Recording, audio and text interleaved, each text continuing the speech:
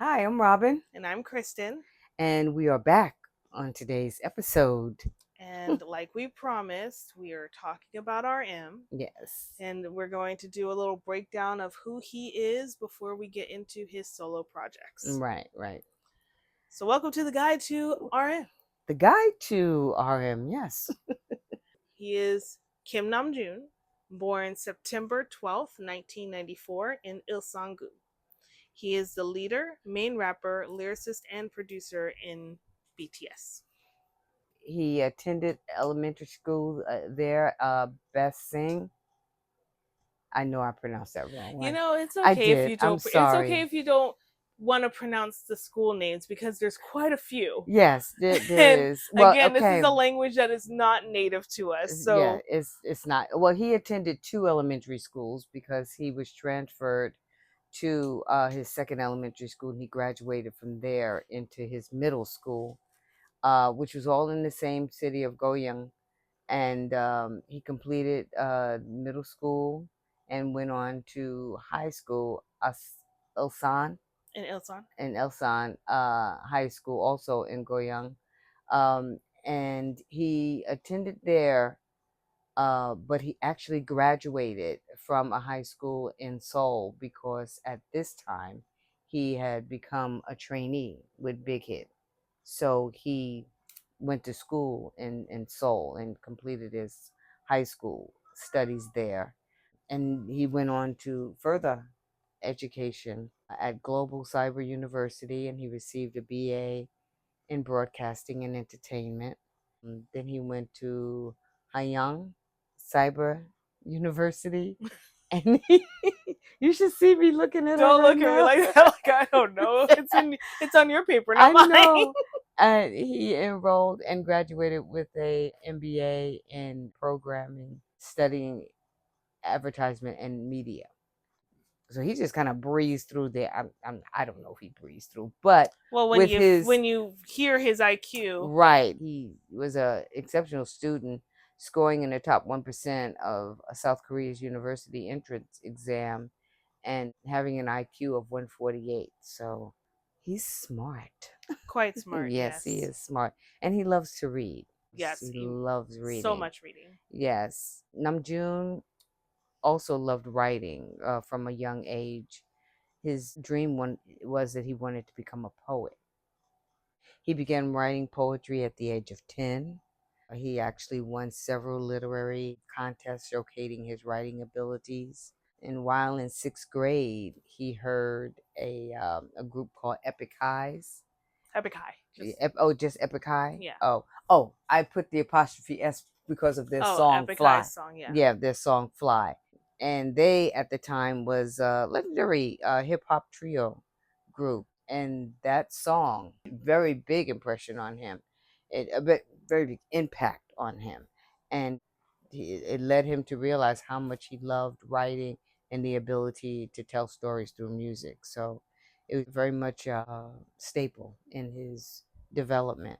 In middle school, at the age of 15, he began writing lyrics and he formed a group, Daenam. No, Oh no! don't Do do that to that. me. Don't do Don't do that that. to me. Okay, Don't do he that. formed a group.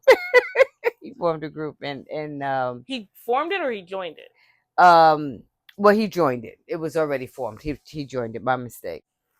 With that, he began performing under the stage name of Runch Rhonda. Runch Rhonda. Yes, he that I was trying to figure out. Do you know what that name means, or does it have a meaning? No, I No, don't know. I didn't look that up, but I did wonder that the very first time I wrote it down.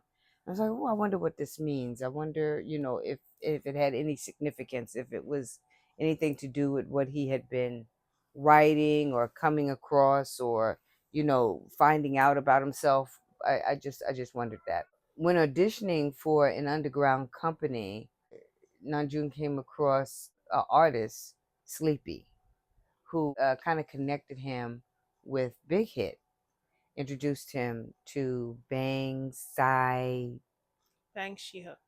Shi Bang Shi Hyuk. Yeah. Shin Yo. Yes. Bang Okay. PD. Okay. Yes. Okay. And they had a producer, P Dog. He played Namjoon's demo tape, and in that alone, because what you said, Bank PD, Bank, he said no matter what, he was going to have to debut. They really wanted him. With that, he became the first member of BTS, and that was in 2010. He became a trainee. At in this, I don't mean to just go on and on, but I found several things very interesting. He at this time had to make a major decision regarding his life direction, and he because he was wanted to become a poet, so he was considering the studying of that, but he truly truly truly loved rap. So choosing rap over his academics, as the training progressed, he realized there was a lot of dancing involved, and that was a key. Well, it wasn't okay. So I know we said we weren't going to talk in each other's sections, but he you have to touch on the fact that BTS was supposed to be a hip hop group. Yes, only, and so when right. he joined, Yeah. he joined with other rappers. So P Dog was a rapper, Sleepy was a rapper, Right. And there were some other rappers that were a part of what was going to be this group. They were unnamed, Exactly. Yes, at the that's right. time. At the time, right. But the decision to make them an idol group came from Hitman Bang, or Bang PD. He realized, now you have to also throw in the fact that this was a very, very small company. Right, right. They were, pinching pennies, Yes, near yes, they were. bankruptcy. Right.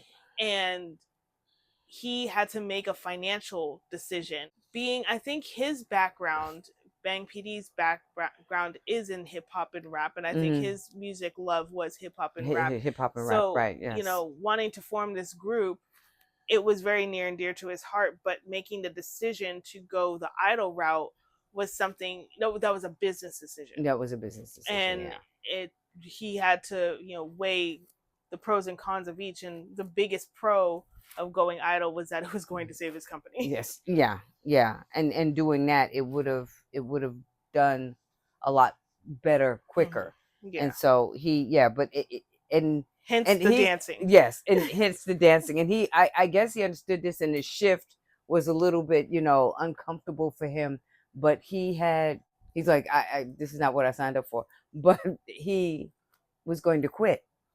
And I think the reason why he thought about quitting was because when they decided to bring in vocalists and become an idol group, other members of the group that were supposed to be the hip hop group quit and left. So I think he also wanted to do that, like, just because I think he wanted to stay true to who he was, right, yes. and or like who he was at that time. And since he had made the decision to choose music over his literary studies, Yeah, it made sense to him to make sure he, like, the integrity of his decision. And he really, I think he struggled with that. He did. He struggled with it, and he spoke to his father about it. And his dad told him, "Hey, your decision, stick with it." And he did. And that's how BTS, the forming of BTS, came about, with the other rappers leaving and him staying, and Bang PD making the decision to build from that, but definitely with him.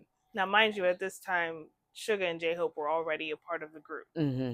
And I think whatever BTS was going to be was always meant to be seven, because I believe the hip hop group was going to consist of seven members. Right. Yeah. So when those four stepped back, RM had to, he talked a lot with Yoongi and with Hobie, and they collectively decided to stay and just see what this was going to be. Right. I don't think J-Hope really had an issue with the dancing, considering his background. Yeah, considering his background, yeah. But I think that the push to remain hip hop was largely RM and Suga's I don't want to say demand, but yeah. I think that they, again, going back to the integrity, I think that they wanted to stay true to that, and they wanted to be hip hop because Idol had a distinct sound, and image.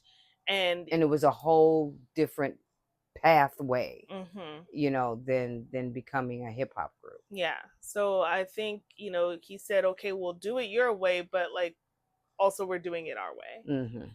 Yeah.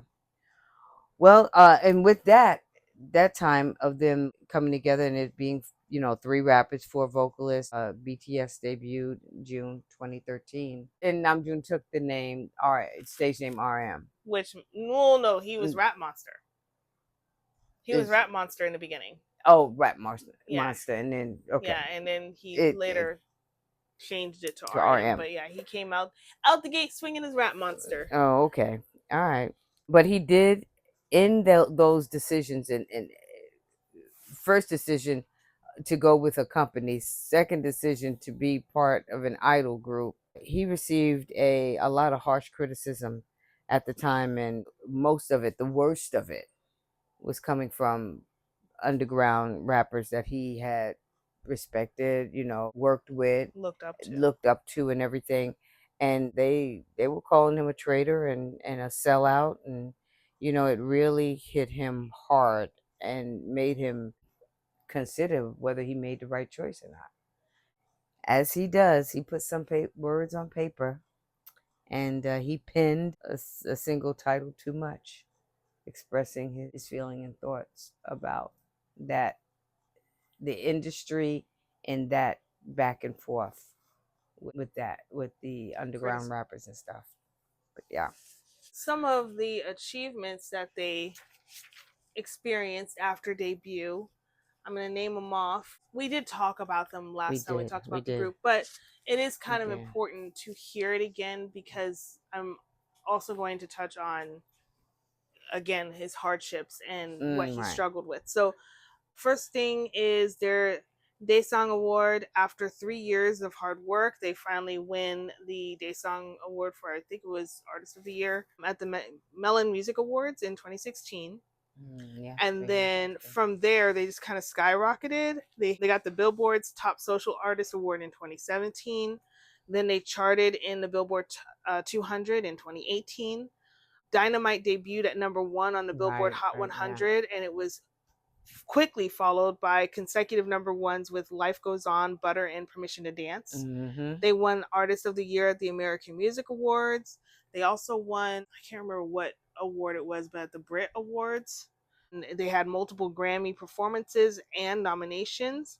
They were attracting attention of Western artists wishing to collab. And despite all of this and other successes, they did have a lot of other things. Their fan base was expanding exponentially. They were seeing fans come out from other countries outside of the core, and this was happening so rapidly. And fortunately for them, but also unfortunately for them, they had no one to turn to. Right. This was kind of untouched waters in the K-pop industry, and they had to navigate it by themselves. And you also have to remember they were still very, very young. Yes, they were very young, trying to figure out how they're going to be global artists. Yes. Coming from a country that hadn't, nobody prior to them had that. So that weighed a lot on RM as a leader. Yeah. And he suffered with anxiety and he felt immense pressure daily. He faced continuous criticism, both personally directed at him as well as the group. He struggled with keeping negative comments from foreign media away from the other members. So we didn't talk about it. He is the only member that is fluent in English. Yes. As well as some other languages. He's taught himself how to speak. So as a result of that, with this global fame came, interviews with foreign media. Yes. And now they were being put in front of foreign audiences. Right. Which means that the criticisms that they were facing were now worldwide, as opposed to just at home. Right. So it seemed like there was really no escaping that. And the downfall of being the only one that speaks English is that you hear everything that's being said directly to you and behind your back. And the other members didn't. Right. And so he had to make sure he shielded them not just by changing what the comment said, but also making sure they couldn't read it on his face and in his demeanor. Right. Right. I think he saved a lot of their innocence, especially JK. Mm-hmm. I feel like, not letting them know what was really being said saved it sheltered them, but it also made it so that they kept doing what they wanted to do instead of being defeated by the people coming against them. Exactly. Exactly. He used his music as an outlet, and he, like you mentioned, he penned his lyrics. He had his first mixtape in 2015, Mm-hmm. self-titled RM, which addressed his haters and his doubters. A lot of Right. the tracks on there were directed towards the underground rappers Right. that Right. had publicly dissed them on I think Great. it was a podcast Yeah. or a radio show or something like that. It was a YouTube show. And then he followed that up with a second mixtape, Mono, in 2018, which he opened up about his mental state and the pressures he faces. Now, fast forward a little bit to 2022 when we get the Festa dinner and the hiatus announcement. Mm-hmm. At this time, RM is still struggling with his identity and what BTS even is at this point. The group is experiencing burnout, creative burnout, and they lost themselves in the group. And with so much happening for them so quickly and no one to advise them, they knew they needed a break. So RM made the executive decision to announce a temporary break for the group to explore and discover themselves outside of BTS. They were approaching their required military service and needed time apart. At this time, RM started working or was working on his first full album, Indigo, which was released late in 2022. And this album is full of high profile collaborations such as Tableau of Epic High, which you mentioned. Mm-hmm. He looked up to Epic High, so having that collaboration meant a lot to him, as well as Anderson Paak and Erykah Badu, to name a few. Mm-hmm. This album, Indigo, touches on the changes he feels towards his personal growth, and it flows like a diary telling the story of a man in his 20s trying to find his identity while juggling how the world views him. The idea of enlisting also weighed very heavy on him, and he physically withdrew from the group for about a year. In that time, he wrote RPWP, which is Right Place, Wrong Person. Yeah. And at this time, RM didn't hold back on his album. He touched on his feelings of being lost in the world, craving connection but feeling isolated, being hated on continuously for about a decade, and also discovering himself, not as RM of BTS, but as Kim Namjoon. Mm-hmm. He struggled with his military service, suffering from insomnia and heightened anxiety. He became medicated for these, but still feared the nighttime. And he did very actively miss the members and the version of himself he had just found before enlisting. So he threw himself into music and books, reading when he was able to, and joining the 15th Infantry Division's military band and learning the saxophone. And through occasional social media posts and Weverse updates, we saw that he was counting down until his discharge day. You know, when we talked about his hardships and things like that, and the protection that he had over the group, and I have to say that many groups have deemed him like the best leader. Mm-hmm. You know, that he is just so good at that. And as hard and as stressful as it is, he is very good at it. And Yeah. he has taken on the responsibility. And I said this before early on in our podcast, you know, when we started. Those guys, the older ones, the way they had to present the world to the younger ones, like a parent to their children, they had very good upbringing because they were able to guide them in a way, loving, caring, and devoted, in a way that, you know, your parents guide you. And they held that very close. They kept them very close. They in their training time, I mean, they were in this one room. They were Yes. all very, very close. And I think they all went through a little bit of something when they all moved out and got their own places. Yes, I agree. I think that they did. I think we had talked about it when we were talking about, where they ended up moving and how Oh. Jimin and RM lived in the same apartment building, Yeah. and then Suga later moved into the same apartment building. Well, no, apartment building nearby. Oh, an apart. Oh, I'm sorry, Yes, apartment building nearby, nearby. but Yeah, still close enough. still very close. When and then they've expressed like RM and Jimin have expressed, hanging out together and spending time together because they live so close. Mm-hmm. And then Suga, when he moved there, he or close enough to them, he expressed how often Jimin will come over and hang out with him, or how they do activities together.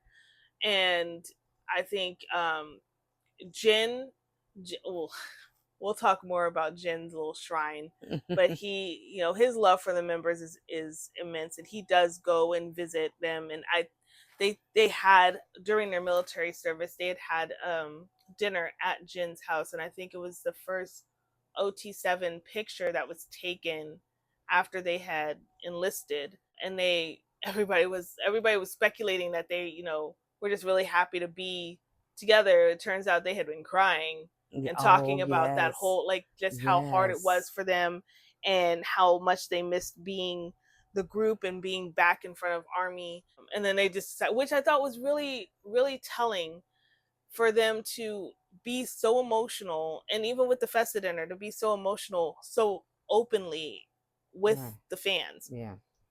that they weren't caring, like they didn't care about, like, oh, my face looks puffy in my eyes because I was No. Yeah. crying, and like Yeah. I look Yeah. all blotchy. Like, they were just like, take the pic, take the Yeah. pic, Yeah. take the pic, post the pic. Right. Right. Right. Let our fans see us, whether we're doing well or not. Let them see that we are still us. They're very real with us as Mm-hmm. Army, and RM is that perfect example. Like, hey, it may look good, but there's stuff going on.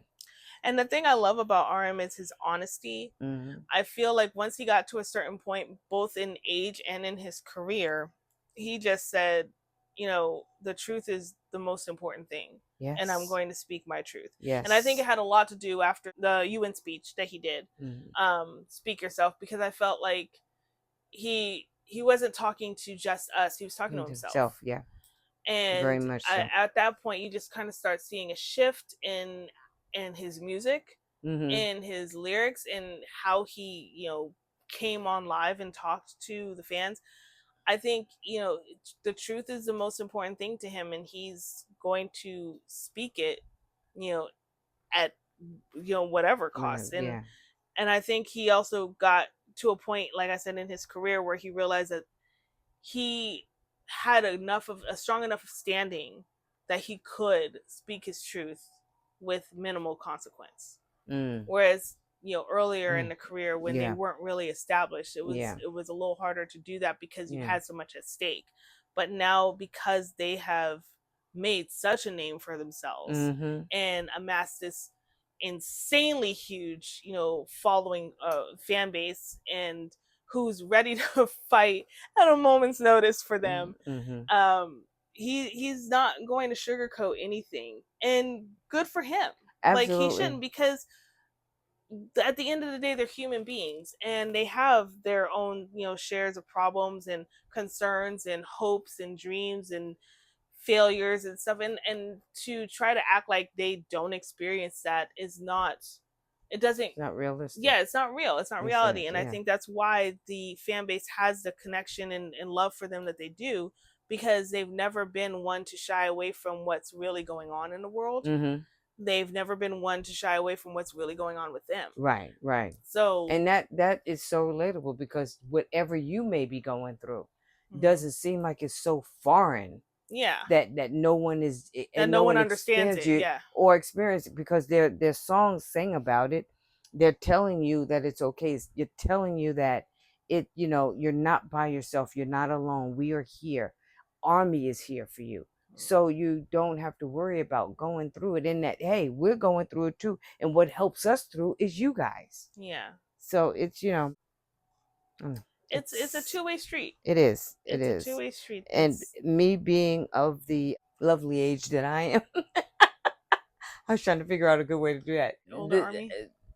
We coming up with our music stars and everything, that was not anything that we experienced. We knew about it later on when a report came out that they had a drinking problem or something They like that. OD'd or Yeah, something. that was our thing. Like, oh, it is, things must have been tough. It must have been hard for them to go through whatever it was we were going through. But the realization of having problems, which everybody has, that wasn't. But that it's different now. It's different now, and people are developing different ways to cope and coming to light with truths. So yeah.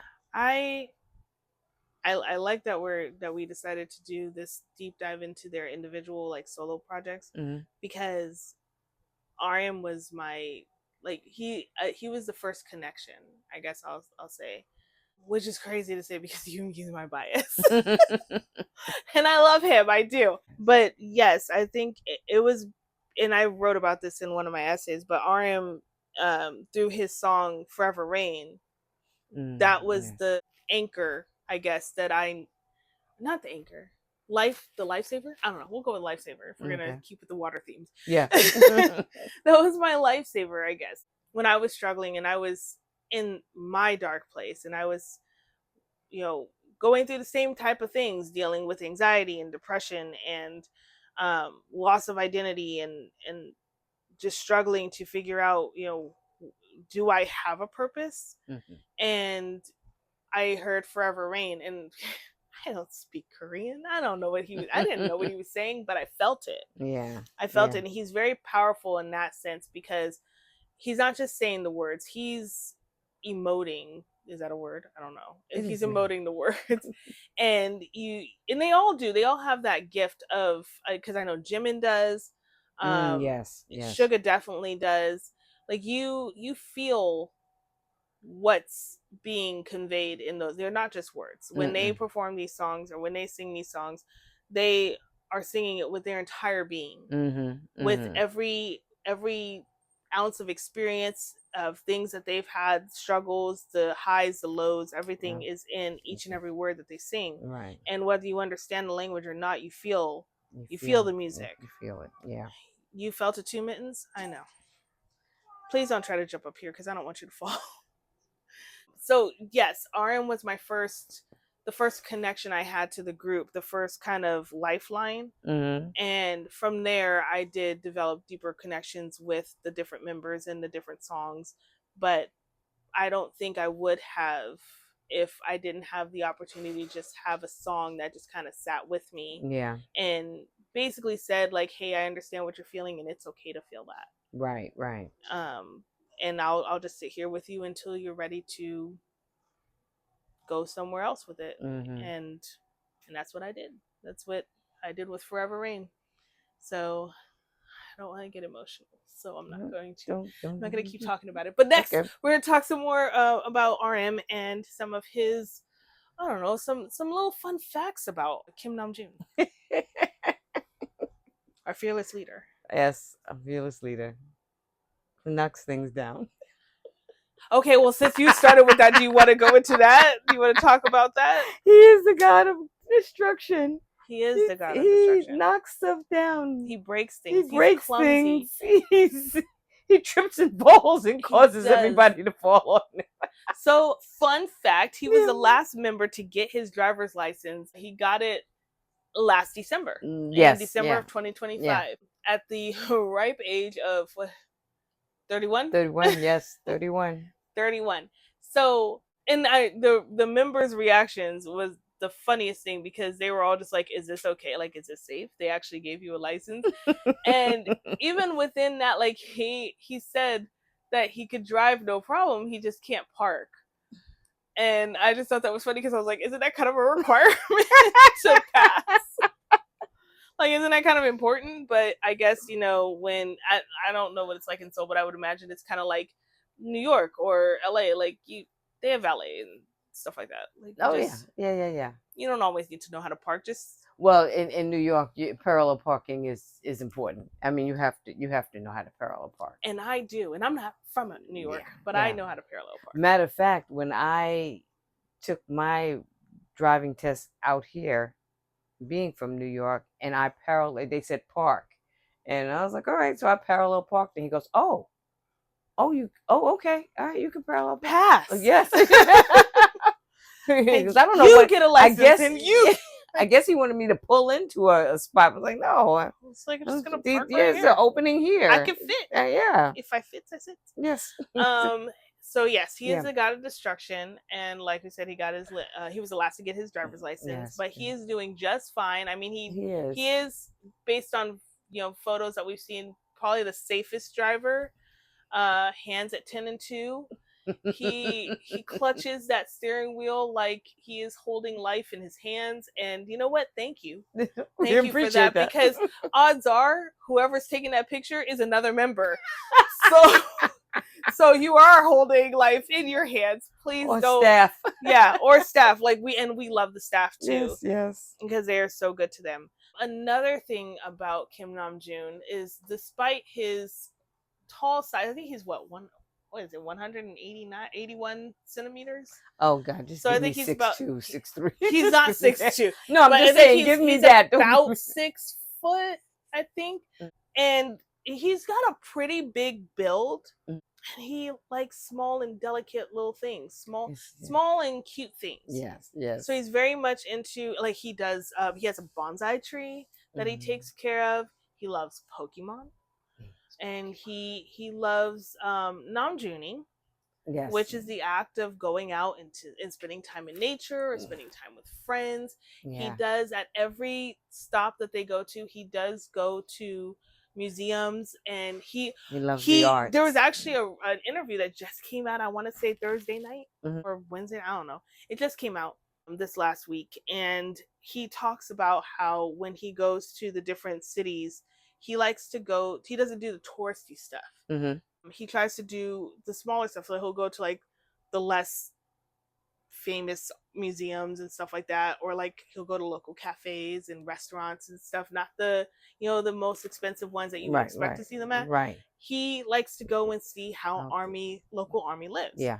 And I thought that was so cute, because he's over here, like, even when he's on his time off and just enjoying a place that he doesn't live, he's still thinking of, like, oh, this is Army's perspective. Like, this is nice. I wonder what their favorite drink is here at this cafe, or like, I wonder what they would order if we were eating lunch together. Like, I think that's just so precious. Yeah. But that's very much his characteristic. He's very much, like, he likes to explore, but he likes to explore in a sense of a local, like how a local lives. Right. And try to get that sense. And speaking, like, of that, Jimin has commented about how he's very innocent and childlike, despite the fact that he has such huge responsibility. And I think that that's why he is. Yeah. Because he had to grow up so fast to be able to be the leader of this group. Right. Yeah. And I think that that's kind of his way of holding on to what he might have missed out on. Yeah. So he gets to, still be childlike, still be silly. But when he's serious and he's in leader mode, you get in line. Yeah. Oh, you get a leader. His talents and his special skills. I mean, he, as you had mentioned earlier, fluent in English. He speaks. Did you see? I'm sorry.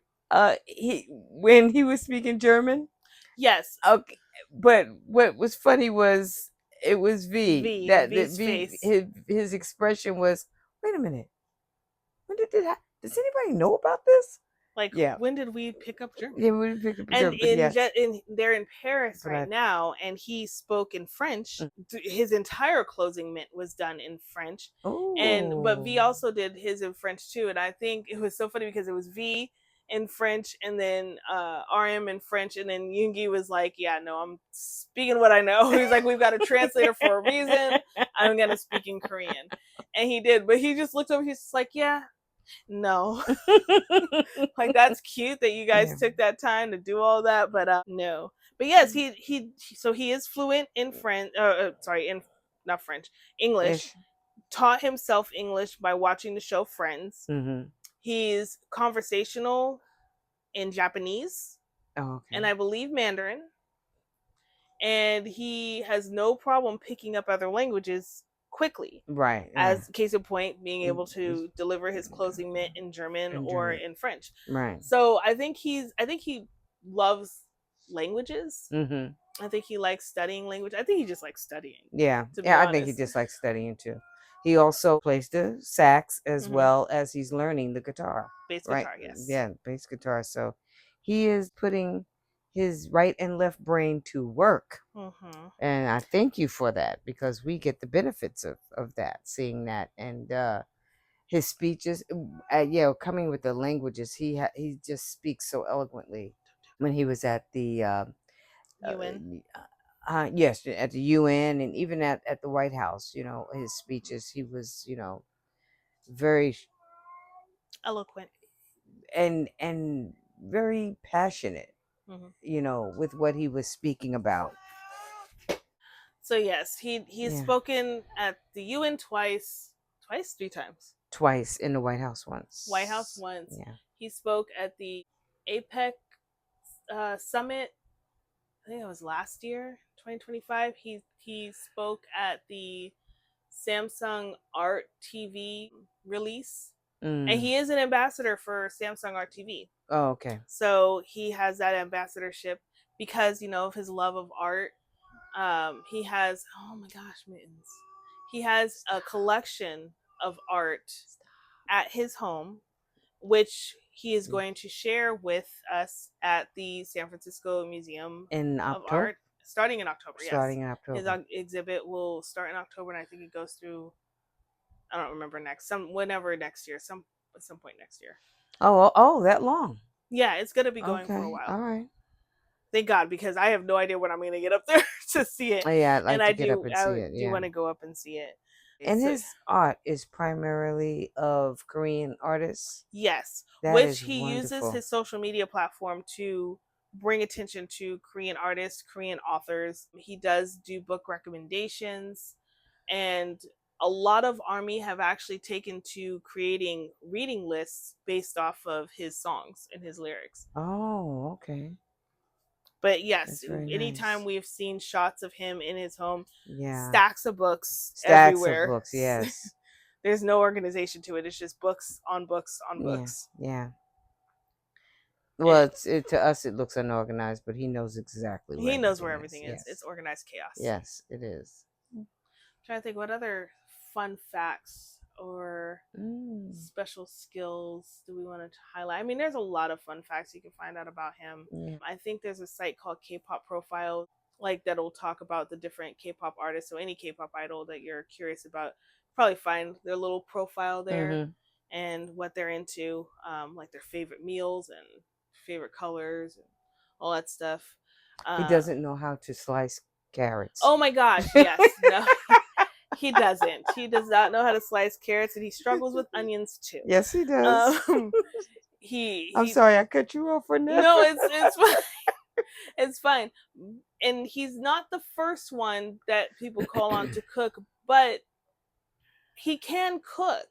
Like, he has the ability to cook some foods, because I know that in some shows, like I think in The Soup, I can't remember if it was season 1 or season 2, he did make dinner.